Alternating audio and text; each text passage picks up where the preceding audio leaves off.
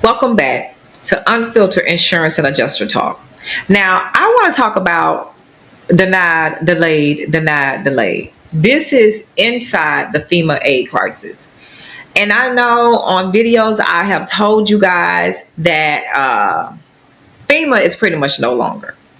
I'm so happy to know that they did set up places where in Texas they can get FEMA help, especially, the initial assistance. I think it's like $770, to where you can get some gas, buy Pampers, get yourself some food.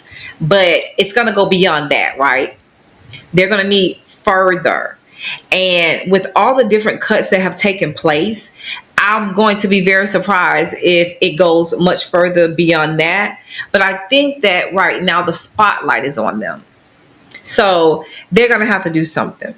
It is an area that believes in this administration because, when Biden was in, he tried to give that area some money for mitigating. That is a part of FEMA. That's what FEMA does. It's a section of FEMA that will send people out to help these counties, these states come up with plans to mitigate for the next storm, right?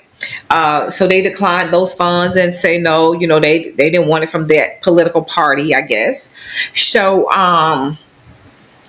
but they didn't give the money back. So I say, me personally, you want to go back to who got that money, because somebody has it. Somebody's done something with that money. You all need to go back to them and say, hey, where's that money that Biden tried to give us that we never returned? Because we need that money to come and help mitigate our area, right? I know I would do that. But before I go further, I just want to speak with you all right quick. I'm just going to put this right here. And this is something dear to my heart. When the Epstein, thing came out and said there's nothing to see, really nothing happened. Maybe there were no victims, I guess. I don't know. But it just seems like the powerful always get away, right? It's not right, you guys. That's not right. These are our children. These are our young girls, and these are our young boys. And I'm going to tell you something. Boys are becoming a more higher commodity than little girls. And you know why, right? Right. So I'm going to say to you, if you see something, say something. Report suspected child trafficking. Call the National Human Trafficking Hotline. That number is 888-373-7888. Every voice matters. Every child deserves protection. Every child deserves protection from these monsters. That is not right. It's not right to do that to these children. And I'll say it to you again. Our young boys are being taken more frequently than the young girls. Let that sit for a moment, okay? All right. So, like I said, that's near and dear to my heart. And that right there, that I saw a movie called The Sound of Music. And ever since I saw that movie, it hit here. Scared children being used for some adult sex toy. Disgusting. All right. But back to my episode here. I want you to get in your heads that they're not dismantling FEMA next hurricane season. It is being dismantled right now. I mean, like right now, guys. And most of the time, when I'm following this administration, when they're saying what they're going to do, they're doing it. But they're not waiting. They're doing it swiftly. They're not taking their time doing it. So let's see how this is going to affect anyone. No. They have an agenda, and I'm not on either side of the political scale, because I say all the time, I'm not a Democrat, I'm not a Republican. One of them way too left and one of them is way too right. It's just what it is. I identify with certain things from both groups. But I tell you one thing, I'm not going to let a political party make me think that I can't take money from either one of them, especially when I know my community needs it. Especially when I know that we are poor. We are a poor community. We got elderly who's barely making it. No, I'm not going to do that. Right? So I'm just letting you know right now, you know, the agency that we really rely on to rebuild after disaster is quietly being defunded and dismantled. And you can be the next person with nothing if you don't take accountability and begin to protect yourself. You know, I've worked alongside FEMA, you know, and I've worked alongside being an adjuster as well. And I can tell you firsthand, something is different. Yeah, something is different, you guys. You know, there are a number of FEMA people that I know that are on standby that can be out working. There's a number of states that are on standby that are being delayed. There are fewer deployments. I'm telling you, I know when I got with FEMA, you know, I was thinking I was going to just be gone because that was the trend. You're gone. You're out helping. You're going from state to state to make sure to get these people back together, to help get them back together as much as you can, using the resources like the SBA come together. They work with the Red Cross, United Way, and everybody comes together and help try to get the communities back and the people back to as much normalcy as possible, right? Because if you get FEMA only give you so much. Then you can cup that with your SBA. Go and get a little small SBA loan, right? So you're going to get that to put those two together to try to rebuild. And I'm gonna tell you something. It's not an accident that I'm seeing fewer deployments, or you know, my compadres are calling and saying, "Hey, did you get anything? You know, were you deployed? Did it? Nobody's really been deployed." Now I can say on the 14th of this month, I do have some that are going out, but guess where they're going? They're not going to Texas. They're going to Mississippi. Because Mississippi has been waiting, denied, delayed for a very long time. Denied, delayed. That's what we hear with this new FEMA program. You denied, then delayed. You got to go back and reply again, and denied again. You got to go back and fight again. But I'll tell you one thing. I'll prefer to have someone to fight with than no one at all. That's why I say, hey, make sure you get yourself covered. Make sure you have your homeowner's insurance, car insurance, and make sure you get that flood coverage for that home. You're going to invest all that money. That's what you better do. You better keep yourself covered, right? But I'm going to tell you something. It is a strategy that is going on now because it is slowly being dismantled. You know, let's just look at a headline. I got a couple of headlines here that I want to show you that I know what I'm talking about. With these people they were given this money. It's taken back. Hold on, let me see if I can pull the video up. I'm sort of new at this. I'm a one-man team, so but I'm getting it though. I'm getting there. Hold on, let me pull it up for you.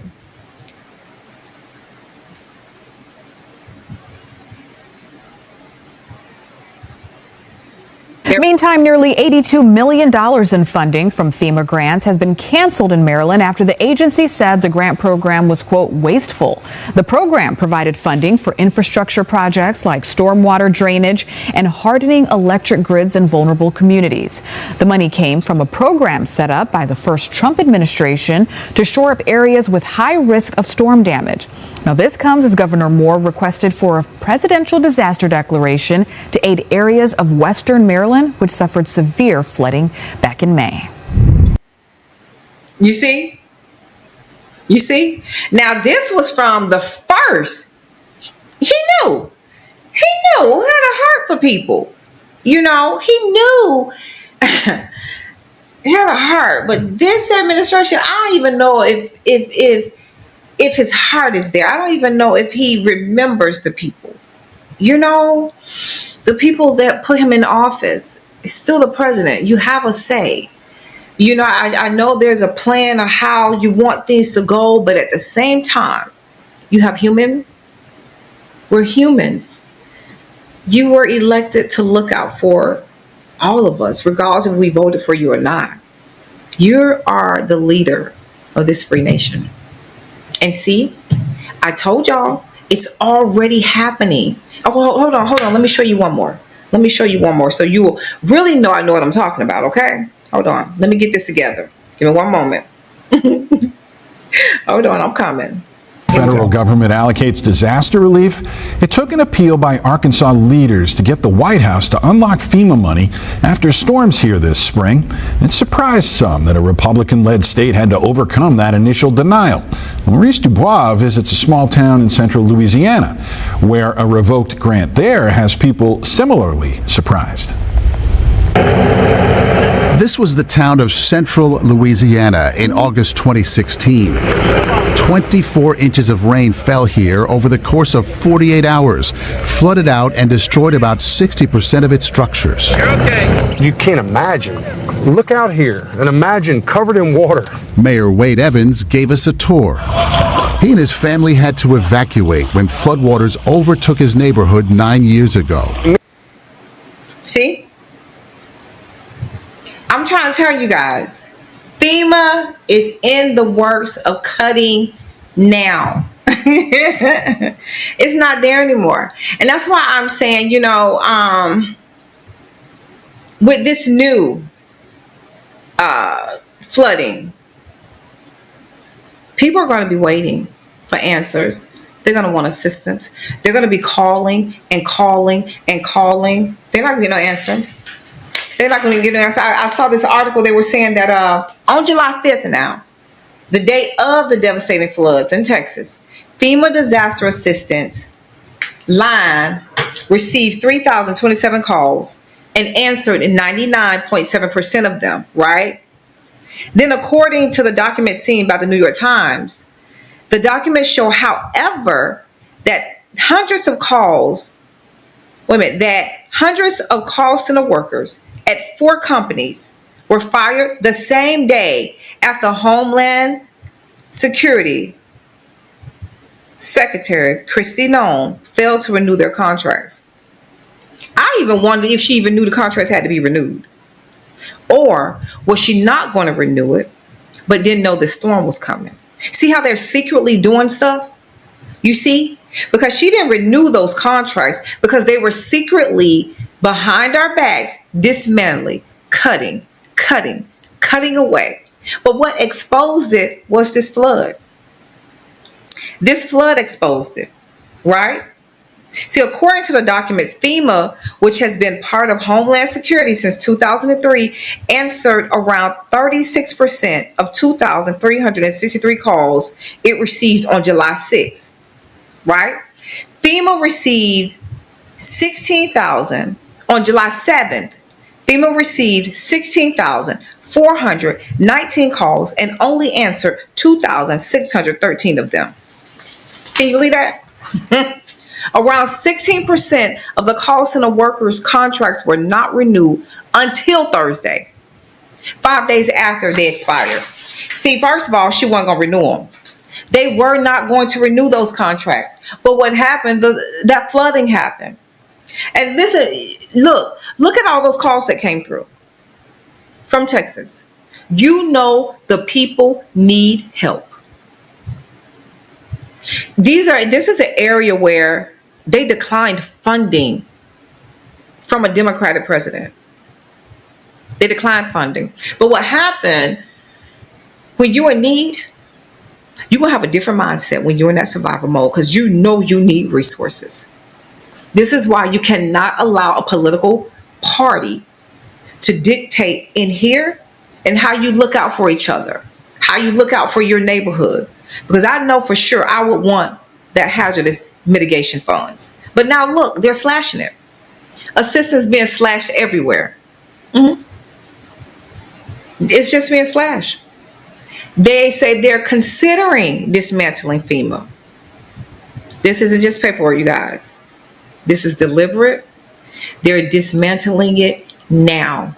The only reason why those contracts were back because this flood happened. If that flood did not happen, those contracts would not have been signed. She would not have renewed those contracts. I'm telling you. And FEMA has stopped, you guys, automatically approving hazard mitigation money, right? They denied funding to Missouri. They denied funding to Iowa, Oklahoma, Mississippi. These communities were devastated by floods, tornadoes, and wildfires. Instead of helping them rebuild, they denied them. FEMA has turned these people away, these counties away, these states away. They have turned them away. And this is why I'm going to continue to tell you all, we have to look out for one another. And I will be honest with you, if I was those people in Texas that originally denied that money that Obama gave, they say they didn't take it, right? They didn't use it to do anything. They should have that money still. Where's the money? So you all can use it now, because I doubt you get anything from this administration. But where's the money that you can use that money right now to go ahead and do that mitigation? That's what it's for. You know, after these storms come through, FEMA come in, it's whole little different departments. That's why don't get caught up in that political stuff. Oh, FEMA wasn't helping, and some people are turning away FEMA. That was North Carolina last year. Turning away FEMA, knowing you need it, knowing you are in the poorest areas, and you're going to listen to a billionaire, a millionaire to tell you to turn something away, and you know they're not giving anything. They're not givers. They just use us. They just use you. They'll use us as long as they can to hang on to power and to dismantle and make it back for them. The millionaires, the billionaires, or what have you. Right? So we have to stick together, guys. We just got to. Because at this point, ultimately, FEMA is more like denied, delayed, denied, delayed. Denied, delayed, denied, delayed. You have these back-to-back storms. Iowa families, they waited months. They waited months to try to get a response from FEMA. What'd they get? They got a rejection letter. Oklahoma, that state just gave up appealing because they couldn't wait any longer. This is why we have to, pretty much me personally, we have to start investing our money in those companies that are going to give back to our communities. You know, like in Texas, that grocery store, HEB, they were giving back. AT&T set up a center there. Who else was it? USAA. They sent out their team. Those to me are the companies that we want to start investing our monies in. And when we're choosing to who we're going to insure with, we want to make sure those companies are giving back and helping our infrastructure, right? They have trillions of dollars in surplus. They can give some money back to build up an area. So when those floods or torrential rain come through, or hurricanes or whatever, it is built back better, right? That's what we got to do. Hey, if you've been denied with FEMA or left waiting for months, drop a story in the comments. We would like to know. We would like to follow your claim. We would like to hear more of what we can do in our community to help each other. You know, it can help expose the reality of Americans, what we're facing now. You know, we have to really come together and understand we are our brother's keepers. We are our sister's keepers. If you are a homeowner and you understand this, federal help may not come. Make sure you have proper flood and wind insurance. Know your coverage. You're going to have to know your coverage. Know your deductible. Stay involved. Don't be lazy. Some of us get lazy. We don't know anything about our policies. We just get lazy and don't read up on it, renew it without even knowing our deductible is up. I get making calls or what have you. Oh, I didn't know my deductible was that much. Yeah, that's something you should have discussed with your agent. This is when they're filing the claim. That's unacceptable. All right. So we're going to have to just really start pushing for like transparency and accountability. That's what we're going to have to do, guys. You know, so when disaster strikes, the last thing any family need is to be abandoned by the very agency that was built to help. And we're going to have to continue to follow this and see what FEMA do, because we already know homeowner insurance is not going to even touch it. You know? So we're going to have to continue to follow this. We want just more news. Put in the comments. If you know someone who's going through this, put in the comments. We would love to follow their story. I know I would, you know. And listen, please share this with someone you care about. I'm trying to protect 10,000 homeowners. 10,000 homeowners by the end of the year. Subscribe and share this channel. And please don't forget to download my claim game plan toolkit. The link is down there in the description. It'll help you prepare before disaster ever hits your front door. You know, I put together that for you guys. That's free. So that's how much I love you guys. All right.